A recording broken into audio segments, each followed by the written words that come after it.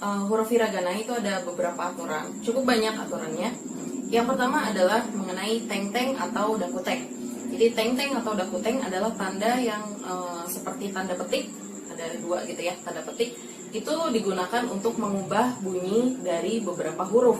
Jadi untuk huruf dalam kolom K, Sa, Ta, dan H itu akan berubah bunyi.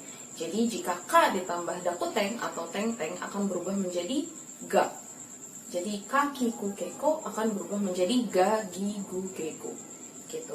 Mungkin yang agak unik adalah ketika tachitsu teto ditambah dakuteng akan berubah menjadi da ji zu de do gitu ya. Selain kolom K tadi ada kolom Sa, kolom Ta, dan H. Untuk kolom Sa akan berubah menjadi za dan kolom H akan berubah menjadi ba. Selanjutnya adalah penambahan maru. Jadi penambahan maru. Maru itu artinya bundar atau lingkaran. Jadi penambahan tanda lingkaran di kanan atas huruf. Nah, ini hanya digunakan untuk mengubah bunyi huruf yang ada di kolom H. Jadi untuk huruf H, Hi, Fu, He, Ho menjadi Pa, Pi, Pu, Pe, Po. Aturan yang selanjutnya adalah Yoong. Yoong itu adalah penambahan huruf Ya, Yu, Yo dengan ukuran setengah dari huruf hiragana aslinya.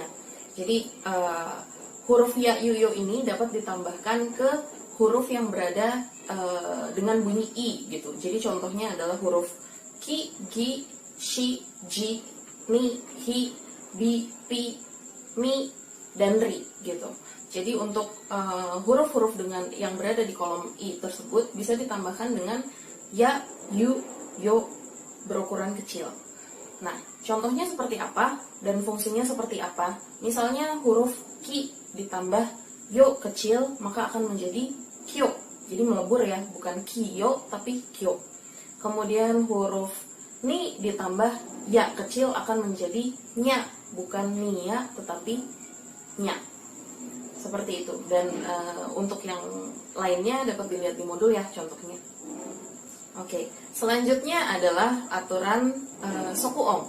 Sokuong ini adalah aturan untuk membuat huruf menjadi bunyi double gitu. Jadi misalnya untuk aturan sokuong ini menggunakan huruf su kecil.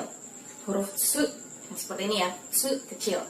Nah, ini dipergunakan untuk membuat hiragana setelahnya menjadi double bunyinya. Contohnya adalah kata kitto. Jadi itu ditulis dengan huruf ki, kemudian su kecil, dan to. Dibaca kitto. Jadi huruf to yang terakhir itu double. Kemudian contoh lain misalnya kata tote.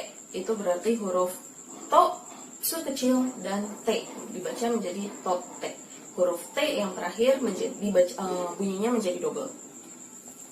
Aturan yang selanjutnya adalah choong atau bunyi panjang. Nah, bunyi panjang dalam bahasa Jepang ini berbagai macam ya. Jadi A, I, U, E, O, tapi dibaca panjang. Jadi misalnya untuk bunyi A, O, A, I, O, dan U itu dapat untuk bunyi panjangnya itu tinggal ditambahkan vokal yang sama gitu. Contohnya misalnya dalam kata okasang. Jadi K-nya itu kan panjang. O-K-A-sang. Jadi okasang tinggal dibaca panjang. Kemudian misalnya kata oki. Nah, O-nya panjang dan I-nya panjang. Ki-I. O-O-Ki-I gitu. Oki dibaca panjang. Kemudian untuk yang contoh U itu ditambah huruf U saja. Jadi contohnya adalah misalnya kata ucu. Jadi ucu itu huruf U, kemudian cu dan U. Ucu. Nah, ada pengecualian untuk bunyi panjang pada huruf E, pada bunyi E. Contohnya misalnya kata keikaku. Jadi keikaku yang panjang kan depan ya, ke. Tapi tidak ditambah dengan huruf E, melainkan ditambah dengan huruf I. Keikaku. Jadi bacanya keikaku, tapi penulisannya keikaku. Contoh lain misalnya yote. Yote itu T yang terakhir panjang, T, tetapi penulisannya yo, T, dan I. Yote. Tapi bacanya tetap E panjang di belakang. Tetapi ada juga contoh satu pengecualian yang tetap memakai e untuk bunyi panjang. Contohnya adalah kata ne. Ne itu tetap huruf ne dan e, bukan i, gitu ya. Oke, selanjutnya adalah bunyi panjang pada vokal o. Untuk vokal o ada dua jenis bunyi panjang. Yang pertama menggunakan double o, jadi contohnya tadi seperti oki. Kemudian ada lagi seperti to, angka 10, to, itu to dan o.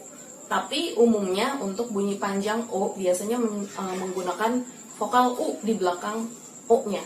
Jadi contohnya oto sang. Oto sang itu bukan o, to, o, sa, tapi o, to, sa, tapi dibaca oto sang, bukan oto sang. Begitu. Selanjutnya adalah penulisan partikel dalam bahasa Jepang menggunakan huruf hiragana.